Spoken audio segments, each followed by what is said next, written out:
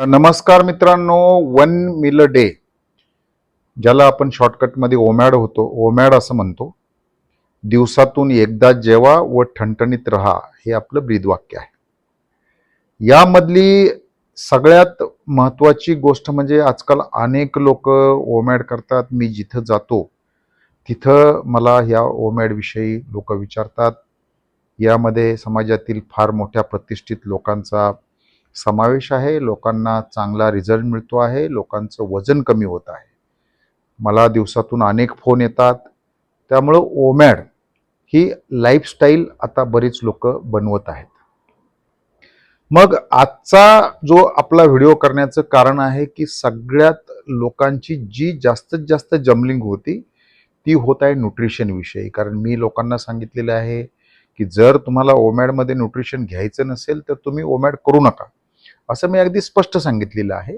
आणि न्यूट्रिशनवर एक व्हिडिओ बनवा असं अनेक लोकांचं म्हणणं होतं. मध्यंतरीच्या काळात माझ्याकडून न्यूट्रिशनवर व्हिडिओ बनवायचा राहिला. कारण काय होतं की लोक विचारतात की कुठल्या कंपनीच्या गोळ्या घेऊ. मग कुठल्या कंपनीच्या गोळ्या घेऊ, आपण काय कुठल्या कंपनीचा या ठिकाणी जाहिरात करत नाही. तर कुठल्या कंपनीच्या गोळ्या घेऊ, कारण मार्केटमधली अनेक न्यूट्रिशन सप्लिमेंट ही अतिशय फसवी असतात. न्यूट्रिशनमध्ये दोन प्रकार असतात. एक RDA, रिकमेंडेड डेली अलाउन्स, आणि दुसरं असतं ODA. ODA म्हणजे ऑप्टिमम डेली अलाउन्स.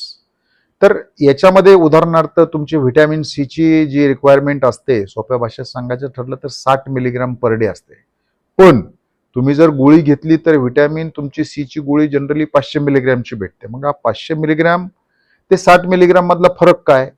तर ज्या वेळेला तुम्हाला मल्टीव्हिटॅमिनची गोळी दिली जाते त्याच्यामध्ये बऱ्याच वेळा व्हिटॅमिन 60 मिलीग्राम असेल किंवा त्याच्यापेक्षा कमी असतं. मग तिथं तुमचा RDA आणि ODAचा फरक येतो. परंतु डॉक्टर जर कुणाला व्हिटॅमिन सी देत असेल तर ती 500 मिलीग्रामची 1000 मिलीग्रामची गोळी घ्यायला सांगतो. मग हा जो फरक आहे, या अशा बारीक सारीक गोष्टी ज्या आहेत, या बारीक सारीक गोष्टीविषयी आपण बोलणार आहोत. ओमॅड करताना मी तुम्हाला सांगितलेलं आहे की सगळ्यात मोठा जो आक्षेप घेतला जातो तो म्हणजे न्यूट्रिशन मिळत नाही. परंतु मी पाठीमागे एक व्हिडिओ टाकला होता, ओमॅड वर्सेस नो ओमॅड. याच्यामध्ये मी सांगितलेले की तुम्ही 3 वेळा जेवून तुम्हाला केवळ 48% न्यूट्रिशन स्कोअर होतो. आणि जर तुम्ही 3 वेळा न जेवता एकच वेळेला म्हणजे ओमॅड करणार असाल आणि ओमॅडचा जर तुम्ही व्यवस्थित डाएट जर घेतला तर त्यामधून तुमचा न्यूट्रिशन स्कोअर मी त्या व्हिडिओमध्ये 77 दाखवलेला आहे आणि न्यूट्रिशन घेतले तर तो 90च्या वर जातो. मला सांगायचंय काय की ओमॅड ही जीवनशैली आहे. ओमॅडनी तुमची बॉडी रिकव्हरी मोडमध्ये राहते आणि ओमॅड तुमचे जवळपास अनेक आजार बरे करते आणि तुम्हाला एक चांगली लाईफस्टाईल देते. आपण याच्याकडे जाण्यापेक्षा आपण एकेकाला सुरुवात करूया. आज आपण जे पहिलं न्यूट्रिशन घेणार आहेत ते न्यूट्रिशन आहे कॅल्शियम. आपण कॅल्शियम पासून सुरुवात करूया. आपण आत्ताच्या न्यूट्रिशन सप्लिमेंटमध्ये 1 नंबरला घेतोय कॅल्शियम. कॅल्शियम हे तुमच्या हाडांसाठी अतिशय महत्वाचं आहे. ज्याच्यावर आपला बिल्डिंग ब्लॉक आहे त्या बिल्डिंग ब्लॉकमध्ये कॅल्शियम महत्वाचं आहे. आपल्याला 1000 ते 1200 मिलीग्रॅम कॅल्शियम दिवसाला लागतं. जसं जसं वय वाढत जाईल तसं तसं कॅल्शियमची बॉडीची ॲब्सॉर्प्शनची क्षमता कमी होतं. आपलं जे कॅल्शियमचा मेन सोर्स असतो तो मिल्क असतं, काही सीड्स असतील आणि आहारातून आपल्याला काही प्रमाणात कॅल्शियम भेटतं. मला वाटतं 2006 सालापासून दररोज कॅल्शियमची 500 मिलीग्रॅमची एक गोळी घेतो.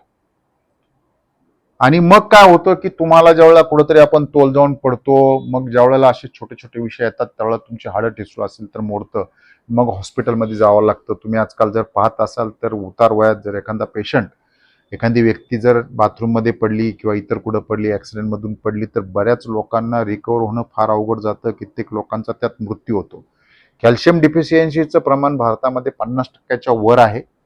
कॅल्शियमचे 2 स्रोत असतात. एक तर कॅल्शियम कार्बोनेट म्हणजे जनरली चुन्यासारखा प्रकार असतो, आणि कॅल्शियम सायट्रेट.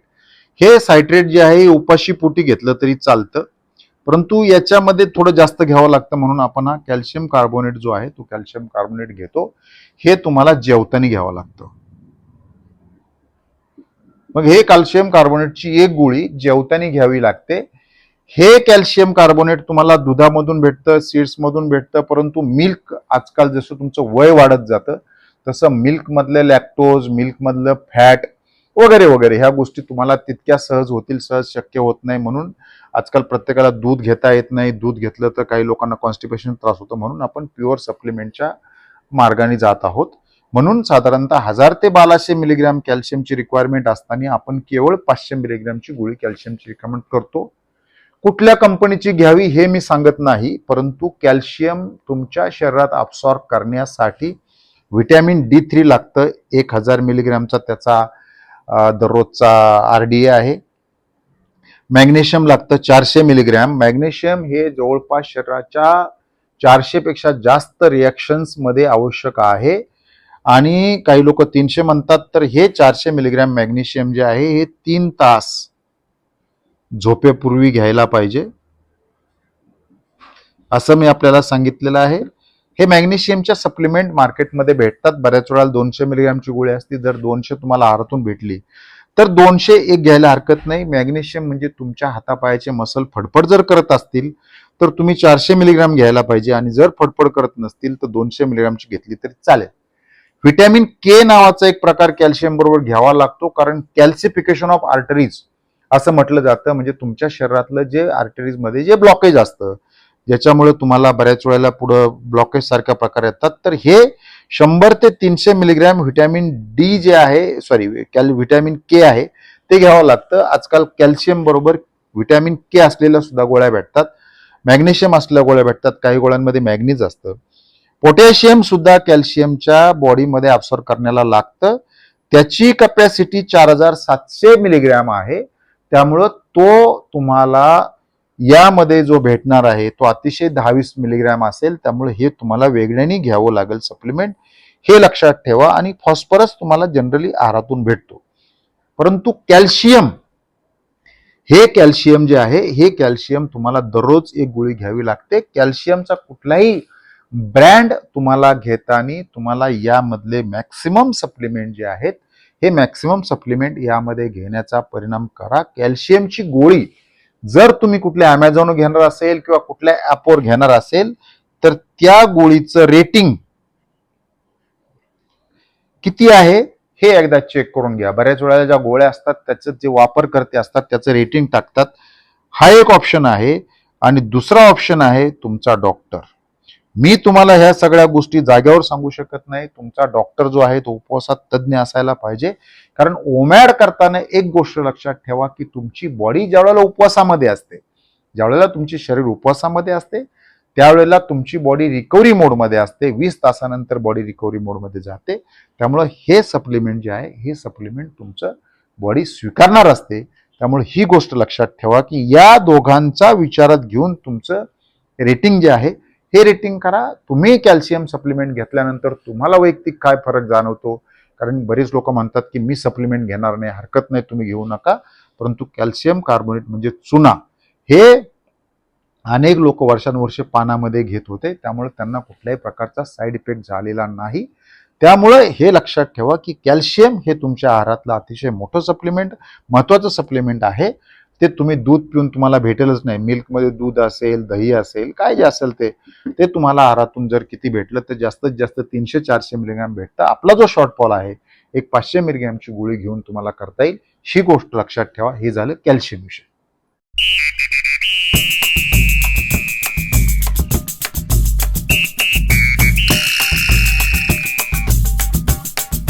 पुढचं जे 2 नंबरचं सप्लिमेंट आहे ते सप्लिमेंट आहे बी कॉम्प्लेक्स व्हिटॅमिन. बी कॉम्प्लेक्स हा अतिशय महत्वाचा भाग आहे, परंतु बी कॉम्प्लेक्सचं एक वैशिष्ट्य आहे, हे आहे वॉटर सोल्युबल. वॉटर सोल्युबल म्हणजे पाण्यात विरघळतं, त्यामुळे याचा साईड इफेक्ट नाही. बी कॉम्प्लेक्सची जर गोळी घेतली तर तुमची लघवी जी आहे ती लघवी फ्लोरोसंट येलो होते. याच्यामध्ये तुम्हाला व्हिटॅमिन B1 आहे, हे थायमिन आहे, B2 आहे, रायबोफ्लेविन आहे, B3 आहे, नियासिन आहे, B5 पॅन्थाइक acid, B6 पायरॉक्साइन, B7 biotin, B12चं तुम्हाला माहिती आहे कोबालामाइन जे असतं. आणि याच्यामध्ये जे तुम्हाला कोण सांगत नाही ते म्हणजे कोलिन, CHOLIN, कोलिन. आणि सगळ्यात दुसरं एक फोलेट. ह्या व्हिटॅमिन मध्ये आपण या शेवटच्या 2 ला लॅकिंग असतो. B12 ला लॅकिंग असतो. व्हिटॅमिन बी जे आहे याने तुमचा पहिल्या दिवशी तुम्हाला जर वाढेल तर उत्साह वाढतो. त्यामुळे व्हिटॅमिन B12 ची एक गोळी बी कॉम्प्लेक्सची एक गोळी चांगल्या कंपनीची करून तुम्हाला दररोज जेवणाच्या वेळेला घ्यायची असते, एक गोळी. आता याच्यामध्ये हे तपासायचं कसं, तर समजा आरडीए पेक्षा 10 टाइम्स मोरची गोळी तुमची असावी. आता बऱ्याच वेळेला व्हिटॅमिन B12 कमी असतं, पण B12 ची मग 1500 मिलीग्रामची गोळी डॉक्टर तुम्हाला ज्या वेळेला गरज असेल तेव्हा देतात, कारण हे वॉटर सोल्युबल आहे. त्यामुळं मल्टीव्हिटॅमिन मधून तुम्हाला असं वाटतं की बी कॉम्प्लेक्स भेटतं, ते फक्त तुमचं आरडीए असतं. या ठिकाणी ओडीए ऑप्टिमम डेली अलाउन्स जो आहे याचा हा एक 10 पट असावा. त्यामुळे ही गोष्ट आपण लक्षात ठेवावी. याचे साईड इफेक्ट आहेत. याच्यामध्ये मी तुम्हाला जे सांगायचं आहे, हे व्हिटॅमिन बी कॉम्प्लेक्सच्या मध्ये तुम्हाला मी एक गोष्ट सांगेल की B12 तुम्हाला दररोज घेणं आवश्यक असतं. त्यामुळं आपण हे सगळं घेतो. B12च्या बरोबर तुम्हाला मी कोलिन सांगितलं. कोलिन जर तुम्हाला कशातून मिळत असेल, तर मी ज्या वेळेला 10 वर्ष हा डाएट माझा मॉनिटर केला, तेव्हा मला एकच गोष्ट कमी पडायची, ती म्हणजे कोलिन. हे कोलिन तुमच्या ब्रेनसाठी, तुमच्या हार्टसाठी, तुमच्या लिव्हरसाठी, तुमच्या प्रोडक्टिव्हिटी म्हणजे प्रजनन, या प्रजननासाठी हे कोलिन फार आवश्यक आहे. हे कोलिन बऱ्याच लोकांना मिळत नाही. आणि फोलेट जे आहे, काही लोक त्याला आजकाल B4 म्हणतात, हे सुद्धा तुमच्या B12च्या अब्सॉर्प्शनसाठी महत्वाचं आहे. त्यामुळे हे बी कॉम्प्लेक्स व्हिटॅमिन जे आहे, हे बी कॉम्प्लेक्स व्हिटॅमिन गेले अनेक वर्ष म्हणजे 15 वर्षापेक्षा जास्त मी दररोज घेतो. हार्ड अँड फास्ट नाही. तुम्ही तुमच्या एखादी चांगली कंपनी आयडेंटिफाय करा. हे मी जे सांगितलेले फॅक्टर आहेत ते करा. तुमच्या डॉक्टरला विचारा. आणि बी कॉम्प्लेक्स जे आहेत, हे बी कॉम्प्लेक्स तुमच्या आयुष्यामधला सगळ्यात महत्वाचा घटक आहे. फक्त मध्ये मी आपल्याला एक सांगितलं होतं की हे B1 जे आहे थायामाइन, याच्यामध्ये एक नवीन फॅक्टर आलेला आहे. तो नवीन फॅक्टर जो आहे तो बेनिफोर्टिमाइन. हे बेनिफोर्टिमाइन नावाचं एक सप्लिमेंट आहे. It is a fat soluble vitamin जे आहे, जे लॅबोरेटरीमध्ये तयार करता येतात. त्या लॅबोरेटरी मधल्या हे बेनिफोर्टिमाइन जे आहे, हे बेनिफोर्टिमाइन ज्यावेळेला तुमच्या पायाची जळजळ होत असते, त्या पायाच्या जळजळीला हे काम येतं. जेव्हा तुमचं नर्व डॅमेज होतं, त्या नर्व डॅमेजसाठी हे बेनिफोर्टिमाइन काम करतं. ह्या बेनिफोर्टिमाइनच्या काही कंपन्या आहेत, हे तुमच्या डॉक्टरला विचारून घ्या. हे बेनिफोर्टिमाइन हे सुद्धा मी आजकाल दररोज घेतो. त्यामुळं माझ्या पायाची जी अनेक वर्षांवर्षीची जळजळ होती, ती जळजळ थांबलेली आहे. त्यामुळे ह्या बी विषयी आपण सगळं बोललो. बेनिफोर्टिमाइन सुद्धा महत्वाचं आहे, कोलिन महत्वाचं आहे, फोलेट महत्वाचं आहे. मला वाटते फोलेटची एक अगदी गव्हापेक्षा 10 पट छोटीशी एक टॅबलेट असते, त्यात 50-60 गोळ्या असतात. ती एक 30-40 रुपयाला भेटते. आणि हे जे आहे, हे काय तुम्हाला दररोज घ्यायची आवश्यकता नाही. हे तुमच्या टेबलवर ठेवा. ज्यावेळेला आठवण असेल त्यावेळेला घ्या. कुठं बाहेर जाणार असेल तर ह्या गोळ्यांचे हे करा. परंतु याचा बी वॉटर सोल्युबल असल्यामुळे याचा कुठलाही साईड इफेक्ट नाही. त्यामुळे बी कॉम्प्लेक्स व्हिटॅमिन तुमच्या आहारामध्ये अतिशय महत्वाचं आहे. ते घेण्याचा प्रयत्न करा, हे मी आपल्याला सांगतो.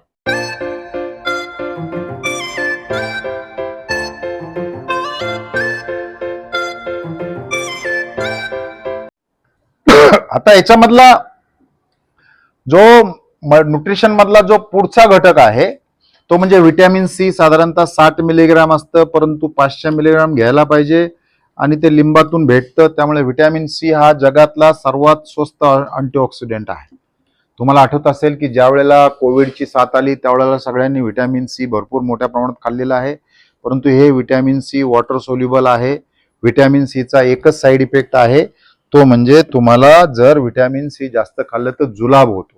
त्यामुळे व्हिटॅमिन सी विषयी सुद्धा फार काळजी करण्याची आवश्यकता नाही, हे लक्षात ठेवा. व्हिटॅमिन डीचा जो आरडीए लोक देतात, तो 1000 mg किंवा काही लोक 600 mg म्हणतात. याच्यामध्ये आपण जात नाही. परंतु हे सगळे तिन्ही पण व्हिटॅमिन जे आहेत, हे फॅट सोल्युबल आहेत. म्हणजे हे फॅट बरोबर घ्यावे लागतात. हे व्हिटॅमिन फॅट बरोबर घ्यावे लागतात.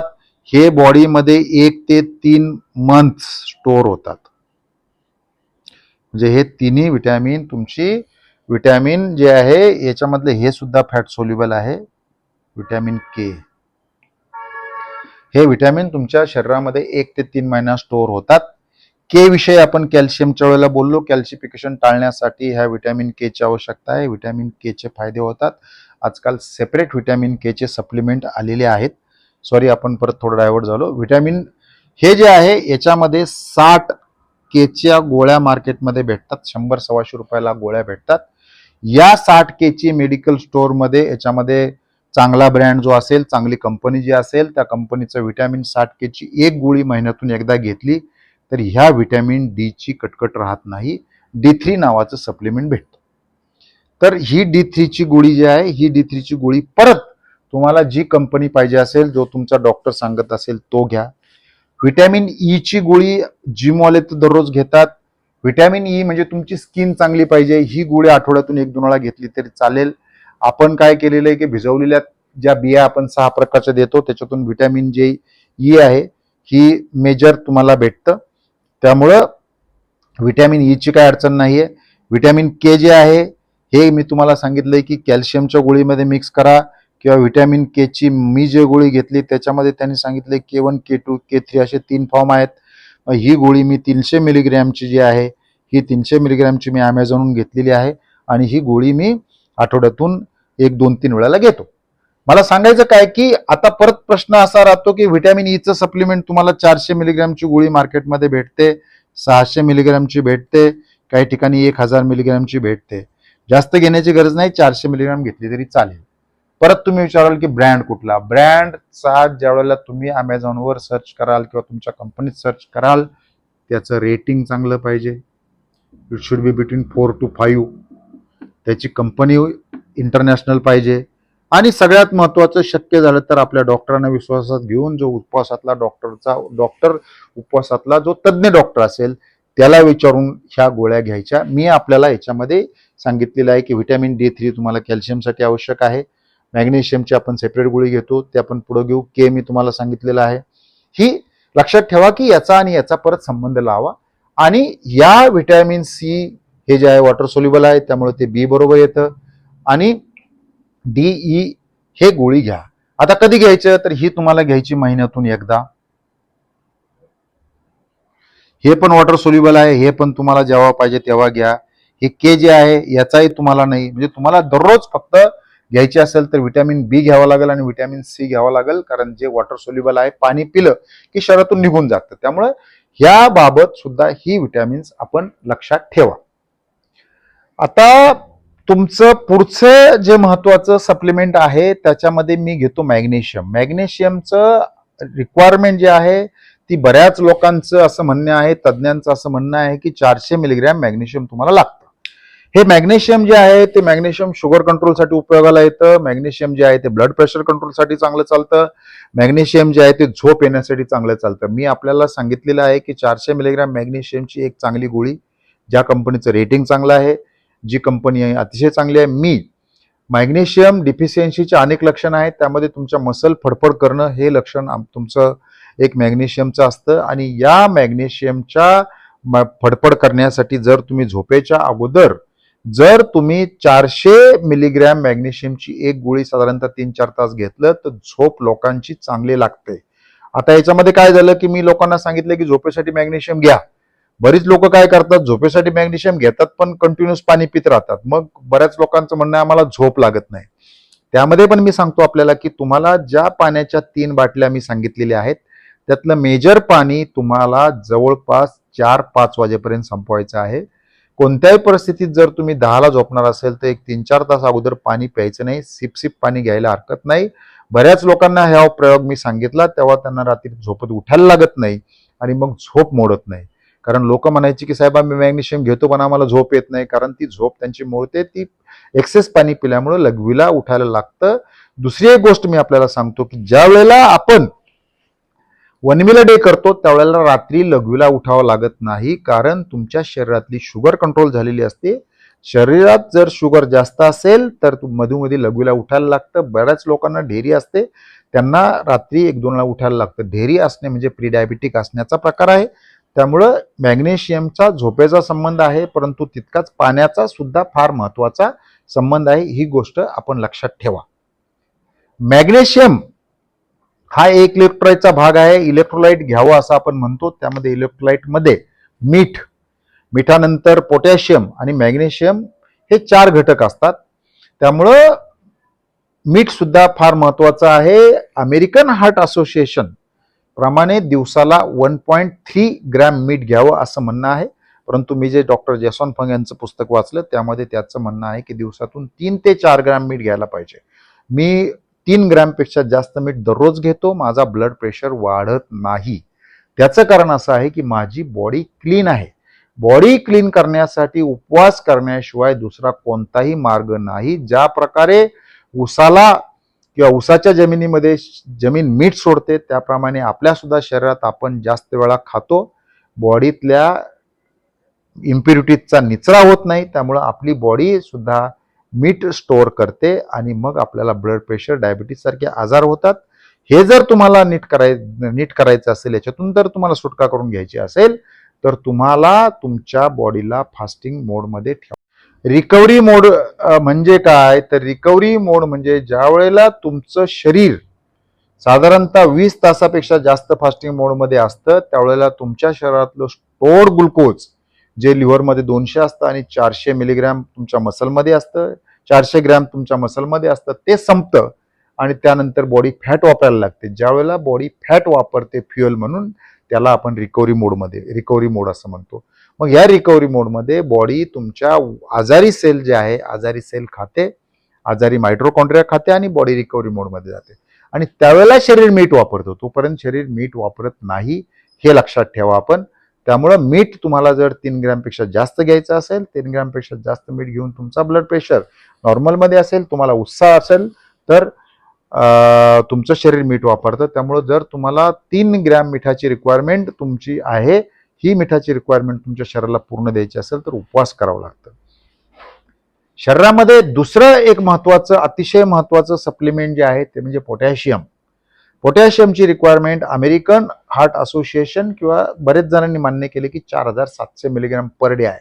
पण मी ज्या वेळेला डाएट मॉनिटर करतो त्यावेळेला 1500 ते 2000च्या वर मीठ भेटत नाही. तुम्हीही डाएट एखाद्या सॉफ्टवेअरमध्ये मॉनिटर करून बघा. मग हे जर तुम्हाला मॉनिटर करायचं असेल, पोटॅशियमची जर सप्लिमेंट घ्यायची असेल तर तुम्हाला मोठ्या प्रमाणात 3-4 सॅलड खावं लागतं, 4-5 काकड्या खावा लागतात, टोमॅटो खावा लागेल, सॅलडचे 3-4 बाउल खावा लागतील. मग हे जर खाल्लं तर त्यातल्या कार्बोहायड्रेटने आपला त्रास होतो. म्हणून तुम्ही जर पोटॅशियमचं सप्लिमेंट तुम्हाला घ्यायचं असेल तर जास्तीत जास्त 800 मिलीग्रॅम पोटॅशियम सप्लिमेंटची एक गोळी घेऊ शकता, कारण जास्त पोटॅशियम घेणं सुद्धा आवश्यक नाही. पोटॅशियम जेवढं तुम्ही व्यवस्थित मेंटेन कराल तेवढा तुमचा ब्लड प्रेशर नॉर्मल होण्यास मदत होते. त्यामुळं तुम्हाला 4700 मिलीग्रॅम पोटॅशियमची गोळी तुम्हाला अमेझॉनवर भेटेल, 800 मिलीग्रॅमची गोळी अमेझॉनवर भेटेल. ती गोळी तुम्ही घ्या, त्याचा तुम्हाला अतिशय चांगला इफेक्ट होईल. त्यामुळे पोटॅशियम हे मी गेले अनेक वर्ष घेतो. कुठल्याही परिस्थितीमध्ये पोटॅशियम जे आहे ते पोटॅशियम आपण घ्या आणि पोटॅशियम सप्लिमेंटचा आपल्याला फार मोठ्या प्रमाणात फायदा होतो. ही गोष्ट आपण लक्षात ठेवा. तर जे सप्लिमेंट आहे त्याच्यामध्ये एक व्हिटॅमिन आपलं चुकून मध्ये राहून गेलं, ते म्हणजे व्हिटॅमिन ए. हे व्हिटॅमिन ए सुद्धा फॅट सोल्युबल व्हिटॅमिन आहे आणि या व्हिटॅमिन ए ची गोळी तुम्हाला जर मार्केटमध्ये गेला तर 30 रुपयाला एक गोळी भेटते. तुम्हाला मी सांगितलेल्या आठवड्यातून 2-3 गोळ्या घ्या, त्याचा काही साईड इफेक्ट नाही आहे. व्हिटॅमिन ए डोळ्याच्या आरोग्यासाठी महत्त्वाचं असतं. व्हिटॅमिन ए मध्ये फारसे ब्रँड नाही आहेत. मेडिकल स्टोअरमध्ये गेला तर चालेल, तुमच्या डॉक्टरने विचारून गेला चालेल. सहजासहजी डॉक्टर हे व्हिटॅमिन ए ची गोळी देत नाही. व्हिटॅमिन एच्या बाबतीत जर तुम्हाला पाहिजे असेल तर तुम्ही एआयला सर्च करा आणि व्हिटॅमिन एचे फायदे घ्या. मी जेव्हापासून व्हिटॅमिन एची गोळी घ्यायला लागलो तेव्हापासून माझा चष्म्याचा नंबर वाढायचा बंद झाला. त्यामुळे व्हिटॅमिन ए जे आहे हे 10,000 एयूच्या डेली घ्यावं लागतं. 25,000 एयूची गोळी आहे. हे फॅट सोल्युबल व्हिटॅमिन असल्यामुळं हे 3 महिन्याचा तुम्ही जर एकदा घेतलं किंवा 1 महिन्याचा जरी डोस एकदा घेतला तरी फायदा होऊ शकतो. त्यामुळे व्हिटॅमिन एच्या बाबतीत सुद्धा आपण पुरेसं काळजीपूर्वक राहा. पुढचं जे न्यूट्रिशन सप्लिमेंट आहे ते म्हणजे सेलेनियम. हे सेलेनियम खरं तर दुर्लक्षित आहे. तुम्ही जर प्राण्यांना दिलेलं जर मिनरल मिक्सचर पाहिलं तर त्यात सेलेनियम असतं आणि माणूस घेत नाही. तर सेलेनियम म्हणजे काय, तर सेलेनियम हे तुमचं इम्युन सिस्टीमसाठी महत्वाचं आहे. डीएनए रिपेअरचं काम करतं, तुमचा स्पर्म काउंट वाढवतं, तुमचं टेस्टोस्टेरोन नावाचं जे हार्मोन आहे त्याचं वाढवतं. मिसकॅरेज जे होतात महिलांमध्ये त्या मिसकॅरेजसाठी हे महत्वाचं आहे. एक ब्राझील नट जर दिवसातून घेतलं, बघा वन ओनली, मी ओनली लिहितो, जर एकच ब्राझील नट तुम्ही दिवसातून घेतलं तर तुमची सेलेनियमची पूर्ण रिक्वायरमेंट पूर्ण होतं. ब्राझील नट जास्त खाता येत नाही. ज्याप्रमाणे काजू बदाम असतात तसे ब्राझील नटची गोळी भेटते. ही गोळी दररोज एक जेवताना घेतली तर तुमचं सेलेनियमचं पूर्ण होतं. त्यामुळं ब्राझील नट तुम्ही जर एक 100 ग्रॅम घेतल्या तर तुम्हाला महिनाभर पुरतील.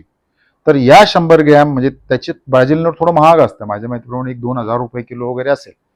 तर 2,000 रुपये किलो जर घेतलं तुम्ही महिनाभर घेतलं तरी ती गोळी 50-60 रुपयाला पडेल. पण तुम्हाला सेलेनियमची जर तुम्ही यावर सर्च केलं, गुगलवर सर्च केलं आणि तुम्हाला जर पटलं तर सेलेनियम घ्यायला काही हरकत नाही. नंतर पुढचा जो आहे तो ओमेगा 3 आणि ओमेगा 6. ओमेगा 6 तुम्हाला भेटतो, परंतु ओमेगा 3 सहजासहजी भेटत नाही. जे तुमच्या हृदयाच्या आरोग्याच्या दृष्टीने महत्वाचं असतं, तुमच्या ब्रेनच्या आरोग्याच्या दृष्टीने महत्वाचं असतं, तुमच्या डोळ्याच्या आरोग्याच्या दृष्टीने महत्वाचं असतं, तुमच्या शरीरातली जी सूज आहे ती महत्वाची असते. परंतु ओमेगा 3 टू ओमेगा 6 चा रेशिओ तुम्हाला मेंटेन करावा लागतं. मी तुम्हाला सांगितलेलं आहे. याच्यासाठी तुम्हाला आपण ज्या सीड्स दिलेल्या आहेत या सीड्समधनं अतिशय चांगला ओमेगा 3 चा रेशिओ मेंटेन होतो. आपला फायबर लाडू जे आहे त्याच्यातून ओमेगा 3 चा रेशिओ मेंटेन होतो. त्यामुळे हे फायबर लाडू घेतल्यानंतर याची गरज भासत नाही. बरेच लोक फिश ऑइल घेतात ओमेगा 3 साठी. आजकाल लोकांचं म्हणणं आहे की क्रिल ऑइल घ्या. क्रिल ऑइल सुद्धा चांगला आहे, याचा सोर्स घ्यायला लागेल. काही लोकांचं म्हणणं आहे व्हेजमधनं म्हणजे आपल्या फ्लॅक्सील, चिया सीड, जवसमधनं जो भेटतो त्याच्यापेक्षा आधीमध्ये हे क्रिल ऑइल किंवा फिश ऑइल सुद्धा तुम्ही घेऊ शकता, कारण हेही फॅट आहे, हे बॉडी स्टोअर करते. परंतु ओमेगा 3 जो आहे हा तुमच्या या सगळ्या आरोग्याच्या दृष्टीने महत्त्वाचा असल्यामुळे हे तुम्हाला घेणं आवश्यक आहे. त्यामुळे ही गोष्ट आपण लक्षात ठेवा की या सप्लिमेंट आपण घेणं आवश्यक आहे. मग तुम्ही ओमेगा 3 ची जर फिश ऑइल घ्यायची असेल तर परत मी तुम्हाला सांगतो की रेटिंगमध्ये काय आवडतात की जे लोक हे वापरतात त्याचं ते रेटिंग देतात आणि प्लस तुमचा डॉक्टर. कारण मी कुठल्याही गोळी तुम्हाला रेकमेंड करू शकत नाही. त्याचं कारण असं आहे की तुमच्या शरीराची प्रत्यक्ष परिस्थिती काय आहे हे तुम्हाला माहीत असतं. वोमॅड मध्ये ज्यावेळेला तुम्ही हे घेतात त्यावेळेला तुमची स्किन चांगली पाहिजे. मी काल दिवसभर उन्हामध्ये होतो, परंतु माझ्या शरीराचं जे फॅट आहे ते फॅट मी चांगलं घेतो. त्यामुळे तुम्हाला असं दिसत असेल की माझी स्किन काळी पडलेली नाही. याचं हे वैशिष्ट्य आहे की तुम्हाला सफिशियंट न्यूट्रिशन घ्यावं लागतं. ही गोष्ट लक्षात ठेवा. या सप्लिमेंट तुम्हाला घेण्याची आवश्यकता आहे. आणि मग याच्या व्यतिरिक्त तुम्हाला झिंक घ्यावं लागतं. तर झिंक सुद्धा तुमच्या इम्युनिटीशी संबंधित आहे. झिंक सुद्धा तुम्हाला त्याची गोळी भेटते, ती गोळी घेता येईल. आयर्न घ्यावं लागतं. तर ह्या सुद्धा सप्लिमेंट तुम्हाला या सीडमधनं भेटतात. आधीमध्ये या झिंक किंवा आयर्नच्या ज्या गोळ्या मार्केटमध्ये भेटतात, ज्या तुमच्या चांगल्या कंपनी असतील त्याच्या ह्या झिंक आणि आयर्नच्या सुद्धा गोळ्या घेत जा. इतर काही न्यूट्रिशन राहिले असतील त्या न्यूट्रिशनचा सुद्धा आपण विचार करा असं मी आपल्याला सांगेन. सप्लिमेंटमध्ये अजून एक गोष्ट महत्वाची आहे ती म्हणजे प्रोटीन. मी तुम्हाला सांगितलेलं आहे की दिवसाला 100 ग्रॅम प्रोटीन आपल्याला घ्यायचं आहे. माझा डाएटचा जो व्हिडिओ आहे त्या डाएटच्या व्हिडिओमध्ये आपण 100 ग्रॅम प्रोटीन कसं घ्यायचं ते बघा. 100 ग्रॅम प्रोटीनमधून तुम्हाला 400 कॅलरी भेटतील. पुढचं जे आहे ते फॅट. मी दिवसभर साधारणतः 100 ग्रॅम फॅट घेतो, कारण वोमॅडवाल्यांचा फॅट हा सगळ्यात महत्वाचा एनर्जीचा सोर्स आहे. जर आपण पुरेसं फॅट घेतलं नाही तर ओमॅड आपण करू शकत नाही. ओमॅड करणाऱ्यांनाच फॅट घेता येतं. जे लोक 3 वेळ जेवतात त्यांची बॉडी फॅट वापरत नाही, त्यामुळे त्यांना फॅट घेता येत नाही. ही गोष्ट आपण लक्षात ठेवा. तिसरा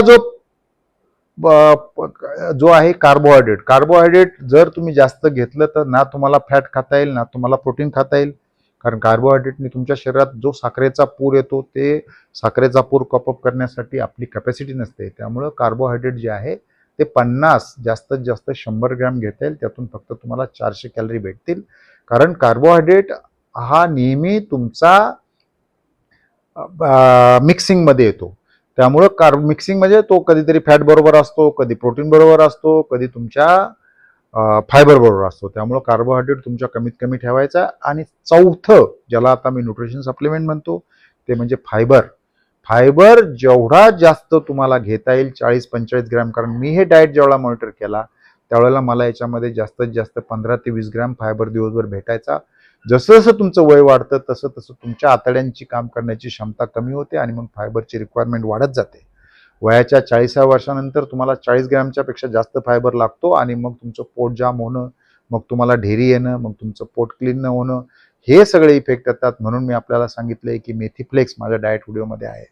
खाण्याचा डिंक, मग कतिरा असेल किंवा बाभळीचा डिंक असेल, नंतर तुमच्या ओट फायबर पावडर, यामधून आपल्याला एक्सेस फायबर घेण्याचा मी सल्ला दिलेला आहे. माझ्या जिममध्ये एक व्यक्ती आहे, त्यांना मी सांगितलं होतं की मेथी फायबर घ्यायला. त्यांनी तर मला वेगळंच सांगितलं की ते म्हटले मी प्रोटीन पावडरच्या शेकमध्ये मेथी फायबरचं घेतो आणि अजिबात चव बदलत नाही. मी करून पाहिलं आणि मला पण लक्षात आलं की प्रोटीन शेकमध्ये जर मी मेथी फ्लेक्स जर मिक्सरमध्ये वाटून टाकले किंवा क्रश करून टाकले तर अजिबात मेथी फ्लेक्स आहे असं जाणवत नाही. मेथी फ्लेक्समध्ये 50% फायबर जो आहे, हा 50% फायबर सोल्युबल आहे. सोल्युबल फायबर आपल्याला सहजासहजी भेटत नाही. त्यामुळे तुम्हाला जर 20 ग्रॅम मेथी फ्लेक्स तुम्ही प्रोटीन शेकमध्ये टाकले तर फार चांगला इफेक्ट येतो, हे सुद्धा मी आपल्याला सांगतो. परंतु कुठल्याही परिस्थितीत फायबर जो आहे, हा फायबर आपल्याला तुम्हाला 40 ग्रॅमपेक्षा जास्त ठेवायचा आहे. डिंक सुद्धा छानपैकी पाण्यात विरघळतो, त्यामुळे डिंक सुद्धा फायबरचा सोर्स म्हणून पाण्यामध्ये मिक्स करा. त्यामुळं ह्या गोष्टी आपण लक्षात ठेवा. फायबर आपल्याला घ्यावं लागेल. जर तुम्ही सफिशियंट फायबर घेतला तर तुम्हाला पाणी घ्यावं लागतं, त्यामुळे पाण्याचा सुद्धा तुम्ही न्यूट्रिशनमध्ये समावेश करा. जेवढं जास्त तुम्ही पाणी घ्याल तेवढा फायदा होतो. सगळ्यात गोष्ट ठेवा, शरीर सगळ्यात महत्त्वाचं आहे. त्यामुळे न्यूट्रिशन तुम्हाला घ्यावं लागतं. तुमच्या न्यूट्रिशनविषयी ज्या शंका आहेत त्यासाठी तुम्हाला न्यूट्रिशनचा मी आज स्पेशल व्हिडिओ बनवलेला आहे. आणि म्हणून न्यूट्रिशन जे आहे, या न्यूट्रिशनचा आपण अतिशय बारकाईने विचार करा. याचे कोणतेही साईड इफेक्ट नाहीत. साईड इफेक्ट नाही त्याची खात्री करण्यासाठी आपण आपल्या डॉक्टरांना विचारा. चांगले ब्रँड शोधून घ्या, कारण मोठ्या प्रमाणावर लोक सप्लिमेंट घ्यायला लागलेले आहेत. सप्लिमेंट घेतल्यामुळे त्यांना फरक पडतो आहे असं मला सांगतात. आणि म्हणून 1 मील अ डे ओमॅड करताना आपल्याला सप्लिमेंट घेणं महत्त्वाचं आहे. तुम्हाला 3 वेळा घेऊन ही सप्लिमेंट तुमची बॉडी ॲक्सेप्ट करेल याच्यावर माझा भरोसा नाही. त्यामुळं कोणत्याही प्रकारे न्यूट्रिशन सप्लिमेंट जे आहे ते न्यूट्रिशन सप्लिमेंट घ्या, त्याचे रेटिंग चेक करा, त्याच्याविषयी यायला बघा. कोणतं सप्लिमेंट कधी घ्यायचं याचं त्या औषधाच्या खाली लिहिलेलं असतं, त्यामुळे ते सुद्धा तितकंच महत्त्वाचं आहे. परंतु न्यूट्रिशन सप्लिमेंट जर घेतलं तर तुम्हाला तुमचं वय कमी करता येतं, तुम्हाला आरोग्यदायी राहता येतं. आणि याबरोबरच एक गोष्ट राहिली, व्यायाम. त्यामुळे ही गोष्ट लक्षात ठेवा की ज्या वेळेला तुम्ही डाएट करणार आहात त्या डाएटमध्ये सगळ्यात महत्त्वाची गोष्ट तुमची जेवणाची सुरुवात प्रोटीनने करा. 2 नंबरला फॅट घ्या, 3 नंबरला फायबर घ्या, 4 नंबरला कमीत कमी कार्बोहायड्रेट घ्या आणि मग मी आत्ता सांगितलं न्यूट्रिशन घ्या, पुरेसं पाणी घ्या. तर तुम्हाला अतिशय चांगलं जीवन जगता येईल. तुमच्या आरोग्यदायी जीवनास माझ्या खूप खूप शुभेच्छा. धन्यवाद. Thank you and all the best.